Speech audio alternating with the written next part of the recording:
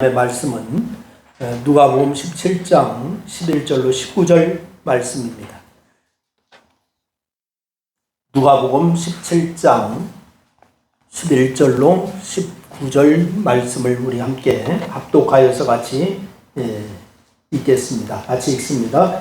예수께서 예루살렘으로 가실 때에 사마리아 갈릴리 사이로 지나가시다가 한 마을에 들어가시니 나병 환자 10명이 예수를 만나 멀리 서서 소리로 며 이르되 예수 선생이여 우리를 불쌍히 여기소서 하거늘 보시고 이르시되 가서 제사장들에게 너희 몸을 보이라 하셨더니 그들이 가다가 깨끗함을 받은지라.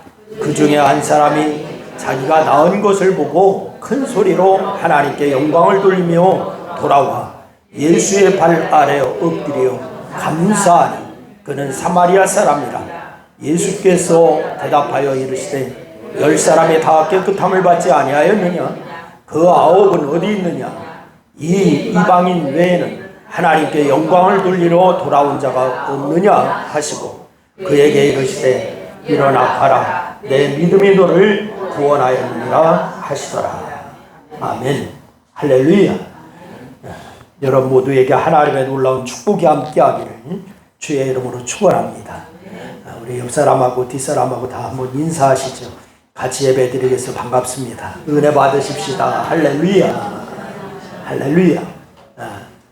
너무너무 예쁩니다. 예배 시간에 보니까. 그렇게 한번 다시 한번 인사하세요.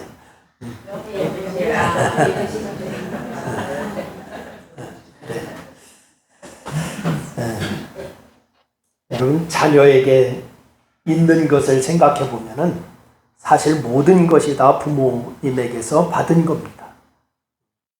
자녀들은 저절로 자란 것으로 생각하지만은 사실은 부모님에게 다 받은 거예요. 그래서 자녀가 어릴 경우에 앞으로도 계속 받는 것들이 더 많죠. 그런데 이렇게 계속 받다 보면은 당연한 줄 알고 감사할 줄 모르는 경우도 많이 있습니다. 자녀는 부모에게 항상 감사하는 마음을 가져야 되는 것이 당연한 것입니다. 아멘.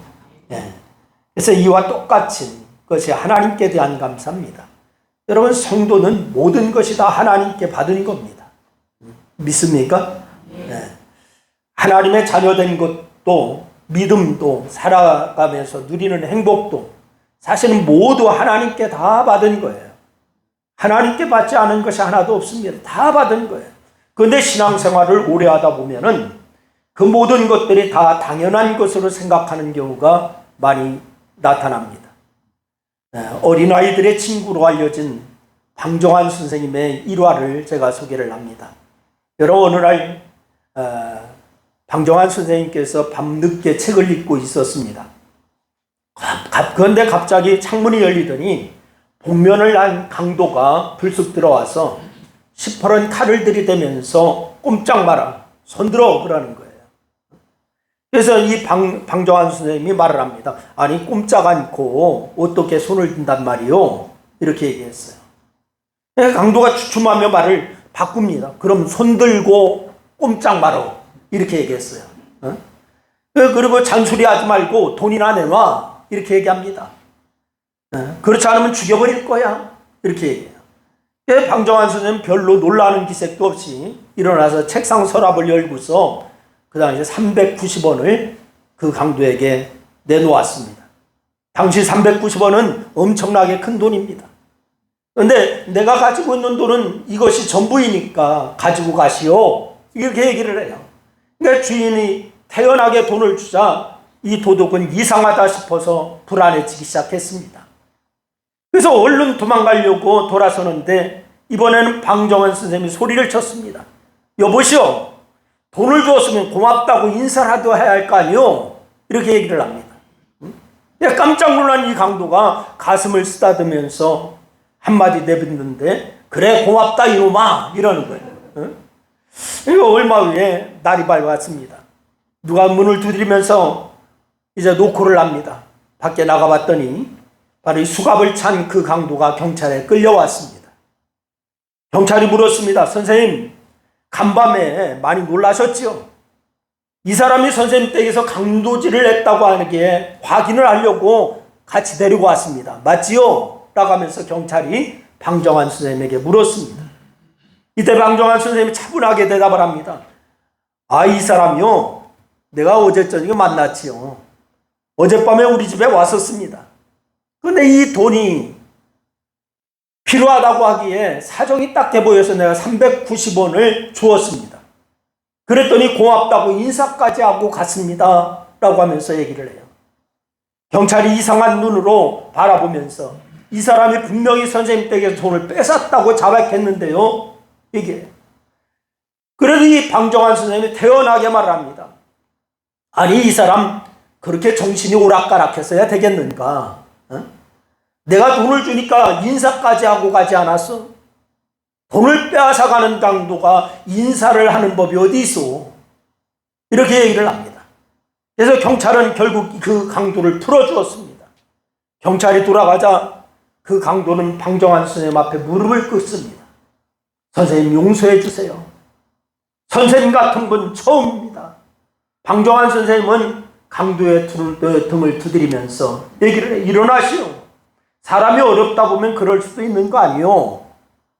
다시는 이런 일을 하지 마시오. 라고 하면서 다 일릅니다.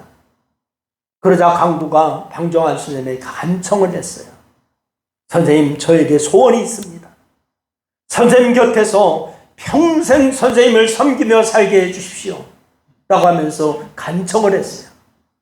그의 이 강도는 죽을 때까지 방정환 선생님 곁에서 집안일을 도우면서 살았다고 합니다.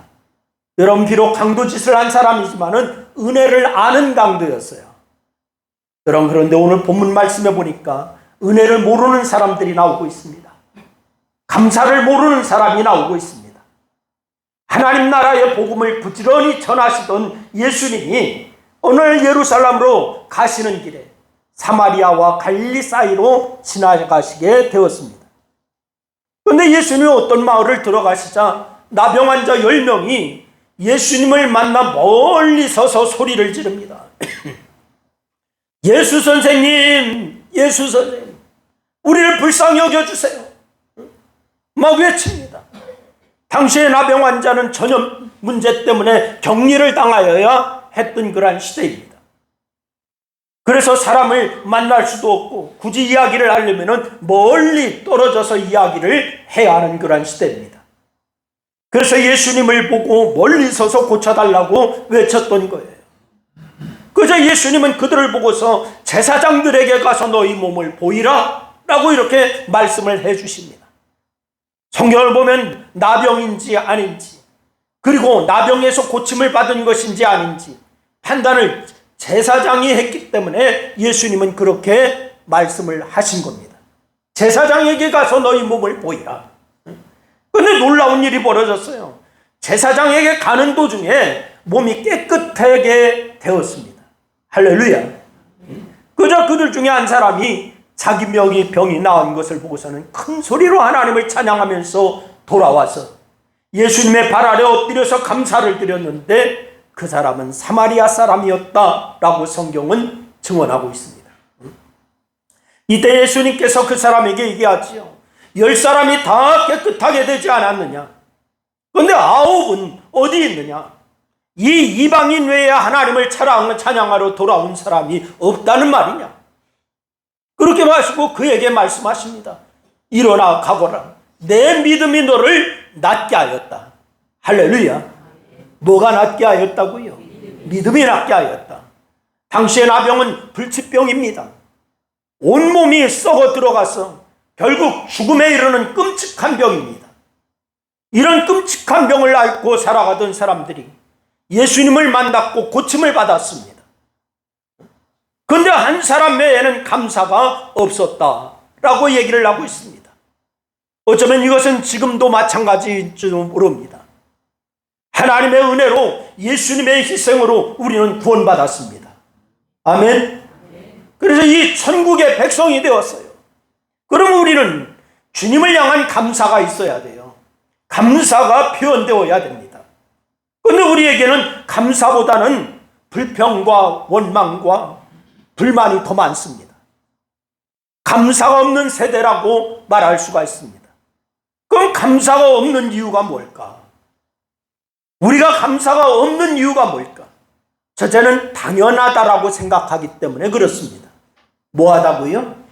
당연하다라고 생각하기 때문에. 여러분, 당연한 것은 없어요. 오늘 본문 12절로 13절 말씀에 보면은 나병 환자들이 예수님께 고쳐달라고 외쳤습니다.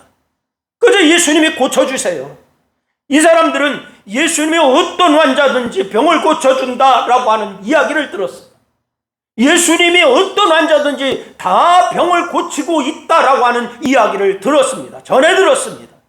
그래서 자신들도 구하면 병을 고쳐줄 것이다 라고 하는 생각이 들었던 겁니다.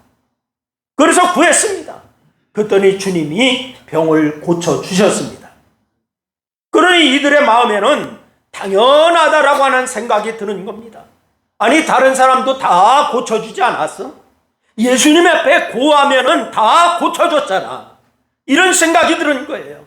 다른 사람들의 병은 고쳐주고 내 병은 안 고쳐주면 불공평하다라고 생각한 것입니다. 그래, 감사가 없지요.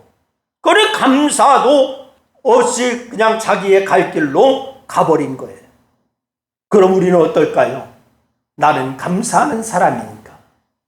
이 시간 여러분 자신을 한번 되돌아볼 수 있기를 바랍니다. 데살로니가전서 5장 18절 말씀에 우리가 잘 아는 말씀이 있어요.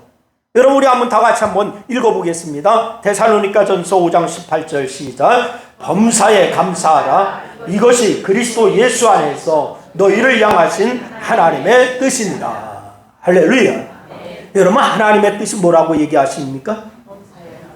감사하는 것이 하나님의 뜻이다라고 말씀하고 있어요.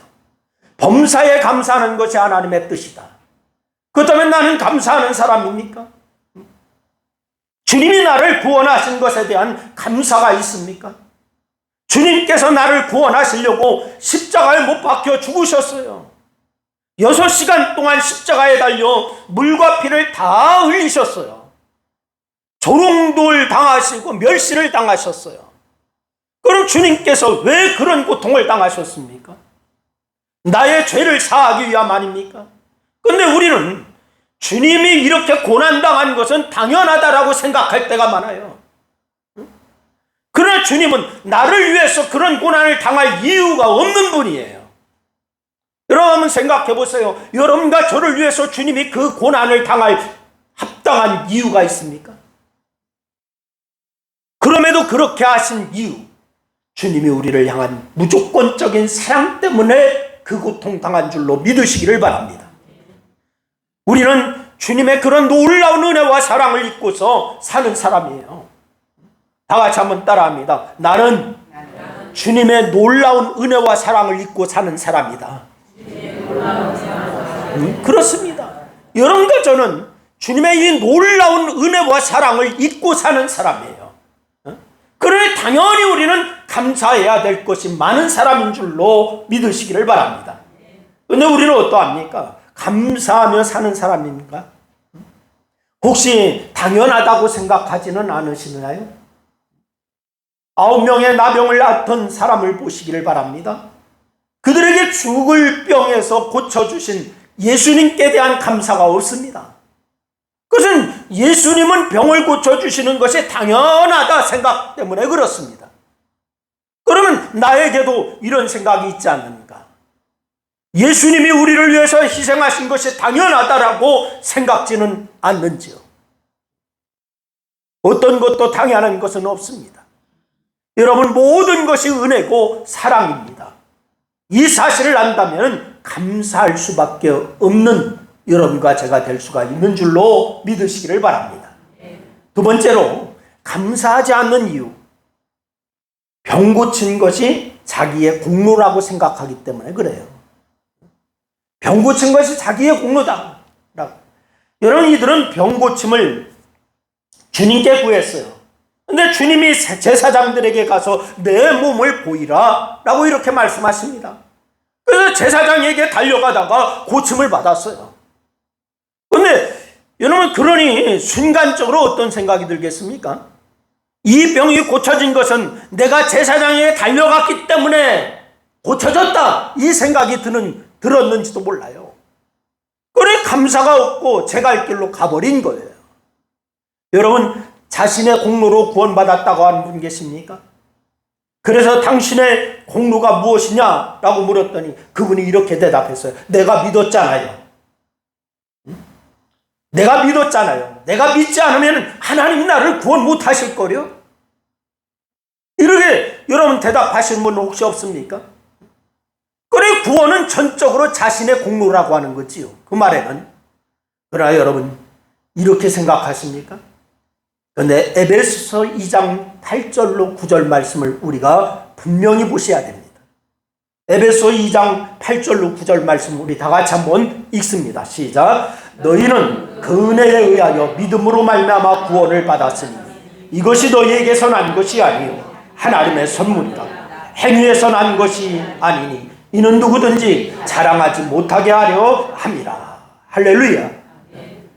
하나님의 은혜라는 거예요. 뭐라고요? 하나님의 은혜. 그럼에도 이분은 내가 믿었다라고 말을 합니다. 그런데 의외로 이렇게 생각하는 분들이 너무나 많이 있습니다. 내가 믿었잖아요 라고 하는 분들이 많아요. 내가 믿어서 구원받았다는 거지요. 주체가 누구예요? 나예요.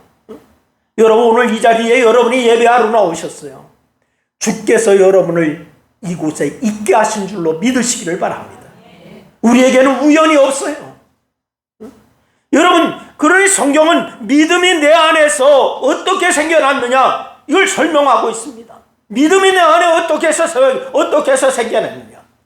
고린도전서 12장 3절 말씀에 보니까 이런 말씀을 주시죠. 우리 다 같이 다시 한번 읽습니다. 다 같이 시작. 성령으로 아니하고는 누구든지 예수를 주시라 할 수 없느니라. 할렐루야.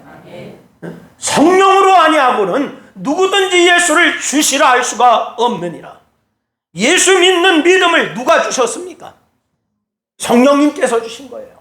성령님이 주셨다는 거예요. 100번 양보해서 내가 믿어서 구원받은 거 맞습니다. 그런데 그 믿음이 그냥 생겨난 것이 아니라는 거죠. 여러분, 내가 만들어낸 것이 아니라는 거죠. 그런 믿음을 성령 하나님이 주셨다라고 말씀하십니다. 믿습니까? 여러분, 그러니 구원받기 위해서 내가 한 일은 아무것도 없어요. 하나님이 다 하셨습니다. 할렐루야. 사도행전 16장 31절 말씀 우리가 잘 아는 말씀입니다. 다시 한번 같이 읽습니다. 시작. 주 예수를 믿으라. 그리하면 너와 내 집이 구원을 받으리라. 할렐루야. 여러분, 주 예수를 믿는 믿음을 성령 하나님이 주신 거예요. 그래서 바울이 안디옥의 사역을 소개하면서 말하기를 사도행전 13장 48절에 보니까 이방인들이 듣고 기뻐하여 하나님의 말씀을 찬송하며 영생을 주시기로 작정한 자는 다 어떻게 하더라? 믿더라. 할렐루야. 하나님께서 영생을 주시기로 작정하셔서 여러분을 믿게 하신 거예요. 그래서 여러분이 믿은 겁니다. 할렐루야. 그래서 영생을 주시기로 작정된 자가 어떻게 했더라? 믿었더라. 할렐루야. 자신의 의지로 믿은 것인데 그 의지를 누가 주셨다? 하나님이 주셨다. 성령 하나님이 주셨다. 응? 여러분, 주님이 작정하셨고 계획하셨고 일하셨습니다. 내가 믿어서 구원받은 것이 아닙니다. 내가 구했고 달려갔으니 고쳐졌다라고 생각하는 9명의 생각은 잘못된 생각이었어요. 중요한 것은 뭐냐? 주님이 고치기를 원하셨다라고 하는 사실이에요. 주님이 말씀하시니 고쳐진 겁니다. 여러분, 주님이 여러분의 믿기를 원하셔서 불러주셨습니다. 그 소원을 주셨습니다. 그래서 하나님의 자녀가 된 줄로 믿으시기를 바랍니다. 만약 그렇지 않다면 제사장에게 달려가는 모든 나병 환자들이 고침을 받아야 되는 거예요. 그렇지 않다면요. 그런 모든 사람은 아닙니다. 사람들은 살면서 감사할 이유를 찾기보다는 감사하지 않을 이유를 더 찾는 것 같아요. 여러분, 다른 사람 생각할 거 없이 여러분 자신을 한번 되돌아보시기를 바랍니다. 나는 감사할 이유를 더 많이 찾았나? 아니면 감사하지 않을 이유를 더 많이 찾았나? 여러분 왜 그럴까? 자기의 공로의식 때문에 그래요. 그건 교만입니다. 다 같이 한번 따라합니다. 자기의 공로의식은 교만이다. 그렇습니다. 성경은 그것을 뭐라고 얘기하느냐? 죄라고 얘기하는 거예요. 뭐라고 얘기한다고요? 죄. 자기 공로의식을 갖고 사니까 감사가 없습니다. 우리가 가져야 하는 것은 주님의 은혜인데 우리는 그렇지 못합니다. 그러니 감사가 없어요. 내가 했다라고 하는 공로의식을 버리시기를 바랍니다. 아멘.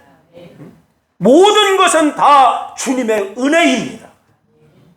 세 번째로, 감사할 것보다 더 급한 일이 있다라고 하는 생각을 하기 때문에 감사하지 못하는 거예요. 감사할 것보다도 더 급한 일이 있다. 오늘 보면 17절 말씀에 보면은 주님은 고침받은 사람은 10명인데 왜 너만 왔느냐? 이렇게 묻고 있습니다. 10명이 다 고침받지 않았느냐? 그런데 왜 너만 왔느냐? 라고 묻고 계세요. 그리고서 19절에서 이렇게 얘기하지요. 여러분 19절 말씀 읽습니다. 다 같이 19절 시작. 일어나 가라. 내 믿음이 너를 구원하였느니라. 뭐 했다고요? 구원하였다.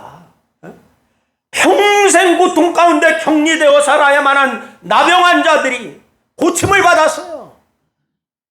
그러면 그런 병을 고쳐주신 주님께 와서 감사드리는 거 당연한 거예요? 아니에요? 당연한 겁니다. 근데 9명은 오지 않았어요. 어디 갔을까요? 어디 갔을까? 아마도 제가 생각할 때는 집으로 갔을 확률이 제일 높습니다. 얼마나 가고 싶었을까? 가족과 헤어져서 격리돼서 살고 있으니 가족들이 얼마나 보고 싶었을까? 그러나 그럼에도 자신을 고쳐주신 주님께 먼저 와서 감사하지를 않았습니다. 그것은 크게 시간이 걸리는 일도 아니에요. 주님에게 달려와서 주님 감사합니다. 내가 고침받았습니다. 하고 자기의 집에 가서 가족을 만나도 충분한 시간이 있어. 감사를 잃어버린 사람들, 어쩌면 주님은 이런 사람들을 통해서 우리의 모습을 보라고 하시는 줄도 모릅니다. 여러분, 이런 장면을 보면서 우리는 나 자신을 보아야 돼요. 여러분, 나는 감사할 일에 감사하고 있는가?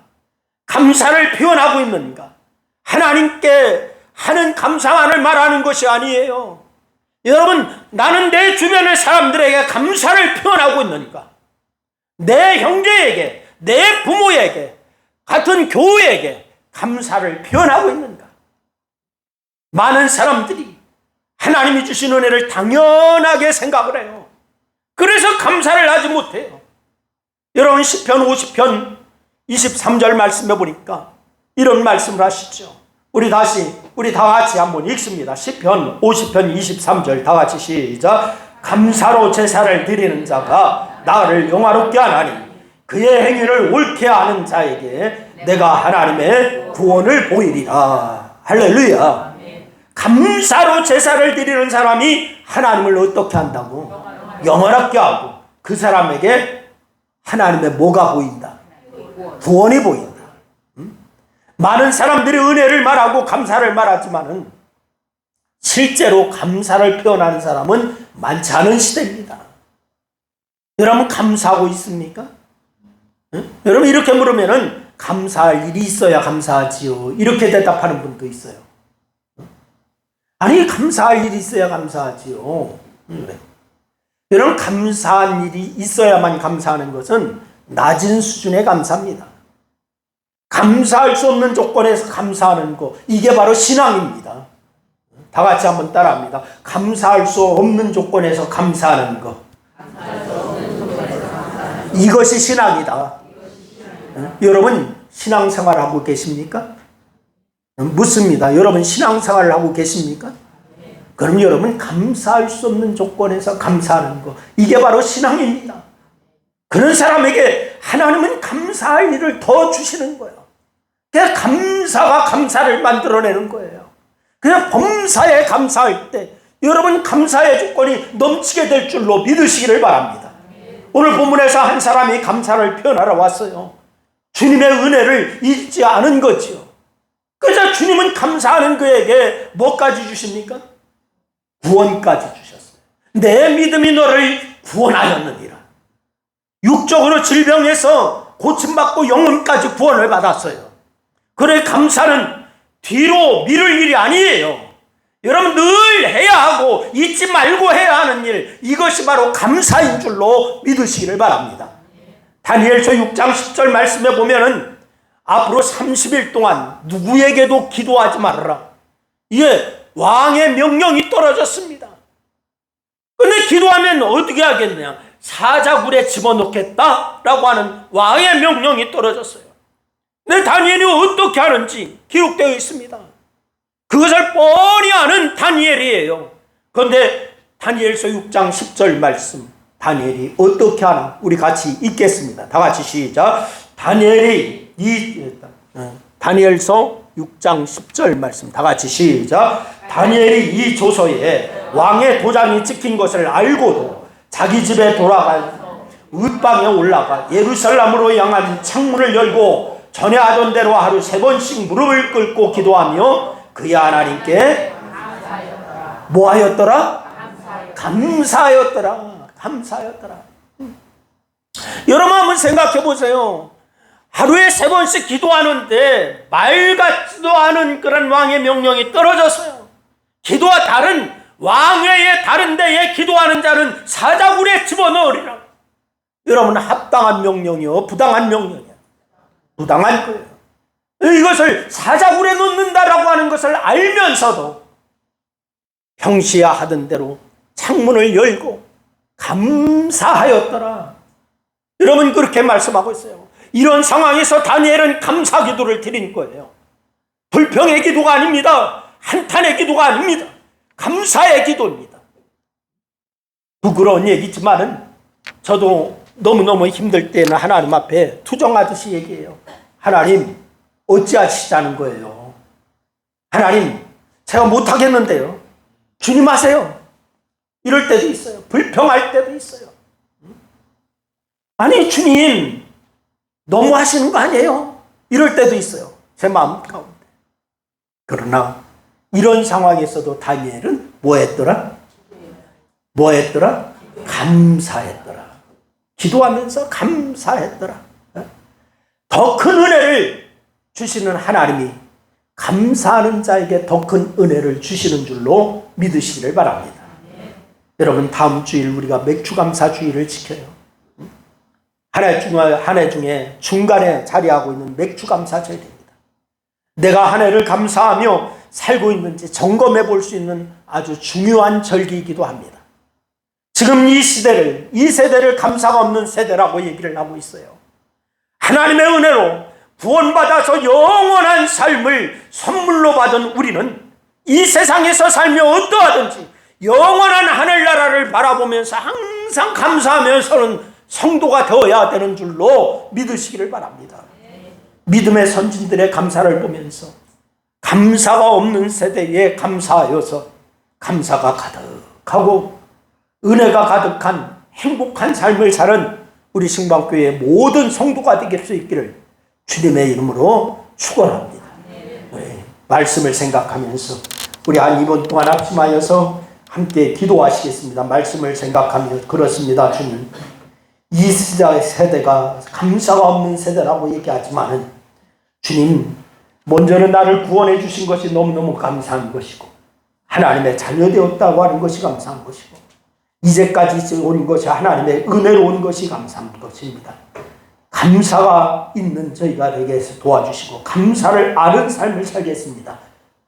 이렇게 기도할 수 있기를 바랍니다. 같이 기도합니다. 아버지 하나님, 은혜와 사랑을 고맙고 감사합니다. 오늘도 아버지 하나님 우리에게 말씀을 주시고 오직 아버지 하나님이요 하나님께서 우리에게 함께 하시는 것이 무엇인가를 다시 한번 우리에게 상고할 수 있도록 인도하시니 감사함을 드립니다. 하나님 성도로서의 삶을 살게 하여 주시고 오직 아버지 하나님 우리가 은혜를 만각하는 자가 되지 아니하도록 하나님 도와주시기를 원합니다.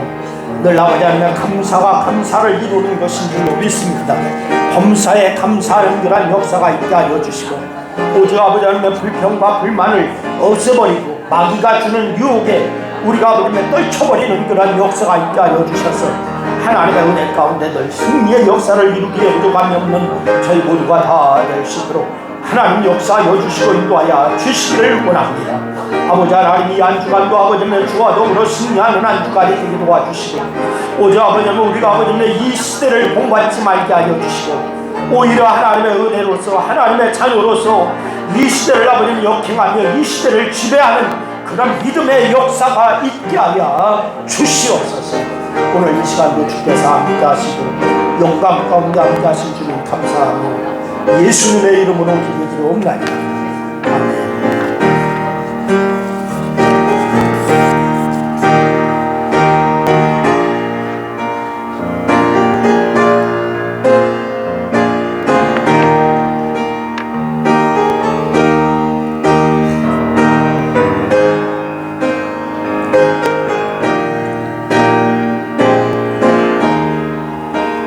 예수와 함께 계신 시온이 오나 고복네 기쁨의 근원 되시는 예수를 위해 삽시다.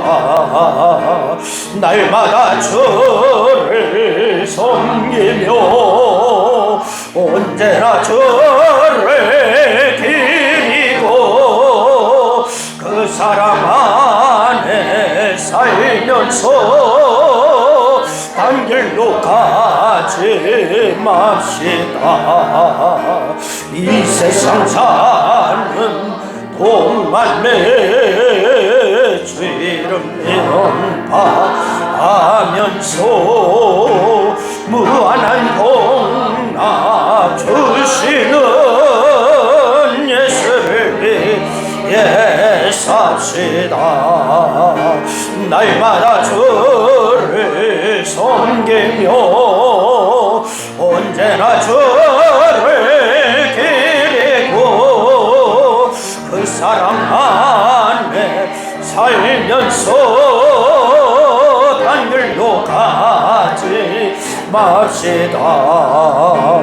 이 세상 친구 없어도 예수는 나의 친구니 불의한 예를 버리고 예수를 위해 삽시다. 날마다 주를 섬기며 언제나 주를 기리고 그 사랑 안에 살면서 딴 길로 가지 맙시다. 주께서 심판하실 때 잘했다 칭찬하리니 이러한 상급 받도록 예수를 위해 삽시다. 날마다 주를 섬기며 언제나 주를 기리고 그 사랑 안에 살면서 딴 길로 가지 맙시다. 아멘.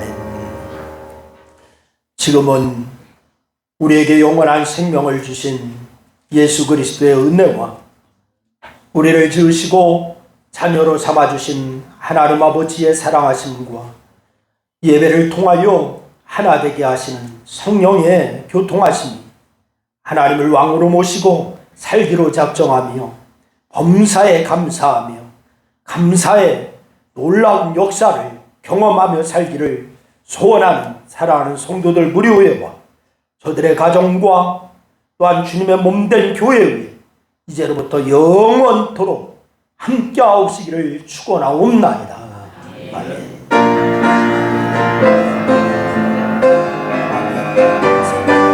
영광 받아 주시옵소서.